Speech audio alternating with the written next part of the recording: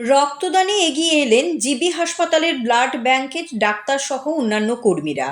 রক্তে সংকট যেন না দেখা দেয় সেজন্যই তাদের এই উদ্যোগ। প্রতিদিন জিবিতে গড়ে প্রায় ৮০ ইউনিট রক্তের দরকার। চাহিদার তুলনায় কিছুটা ঘাটতি থাকে। যারা এতদিন ব্লাড ব্যাংকে কাজ করেন, বৃহস্পতিবার দেখা গেল তারাই রক্তদান করছেন। তাদের এই ভূমিকায় স্বাভাবিকভাবে উৎসাহিত হবেন অন্যান্য রক্তদাতারা। নেতা আমলারা মানুষকে রক্তদানে উদ্বুদ্ধ করতে সবসময় বলে থাকেন, রক্তদান মহৎ দান, এর কোনো বিকল্প নেই। রক্তদানের মাধ্যমে একজন মুমূর্ষু রোগীর জীবন বাঁচানো যায়। আর এদিন এই কাজটাই করে দেখালেন জিবি হাসপাতালের ব্লাড ব্যাংকের ডাক্তার সহ অন্যান্য কর্মীরা। বেশ উৎসাহের সঙ্গে রক্তদান করেন তারা। মূলত আজকের দিনে আমরা ব্লাড ব্যাংকের যারা কর্মীরা আছি, ডাক্তার এবং আমাদের যে টেকনিক্যাল স্টাফ এবং অন্যান্য স্টাফ যারা আছে, তারা আমরা এই জরুরি ভিত্তিক আমরা এই রক্তদান শিবিরটা করছি। অ্যাকচুয়ালি আগরতলা যে জিবি হাসপাতাল, এখানে আমাদের টার্সিয়ারি সেন্টার হওয়াতে এখানে ব্লাডের খুব রিকোয়ারমেন্ট, প্রচুর রিকোয়ারমেন্ট থাকে।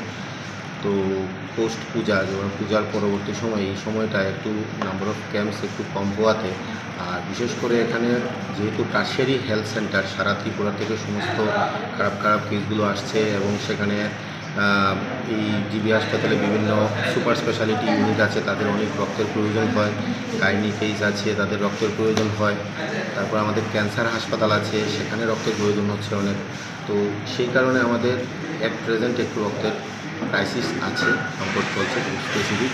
তো এই সংকটটার দিকে মাথায় রেখে, সংকটটার প্রতি মাথায় রেখে আমরা যারা ব্লাড ব্যাংকের যারা কর্মরত, যারা আমরা স্টাফরা আছি, তারা আমরা আজকে এই রক্তদান শিবির আয়োজন করেছি। এখানে আমাদের টার্গেট আছে অন্ততপক্ষে যাতে আমরা যারা স্টাফ যারা আছি সবাই মিলিতভাবে যাতে অন্ততপক্ষে আমরা 30 ইউনিটের উপর আমরা রক্ত দিতে পারি, সেই টার্গেটে আমরা নেমেছি। এখন পর্যন্ত প্রায় 22 ইউনিটের উপরে আমাদের কালেকশন হয়ে গেছে, আরও অনেকেই আসছে। পাশাপাশি আমরা যারা স্টাফরা আছি, যারা নিজেরাও দিচ্ছি এবং আমাদের খুব ক্লোজ সার্কেলের অনেক বন্ধুবান্ধব আছে, তাদের বাড়ির লোকজন আছে, তারা সবাই আমরা চেষ্টা করছি অন্ততপক্ষে বাড়ি থেকে একজন বা বন্ধুবান্ধব ক্লোজ সার্কেল থেকে একজন বা দুজন করে আমরা তাদেরকে উদ্বুদ্ধ করে তাদেরকে ব্যবহার করে নিয়ে আসছি, যাতে আমরা নাম্বার অফ কালেকশনটা একটু বাড়াতে পারি।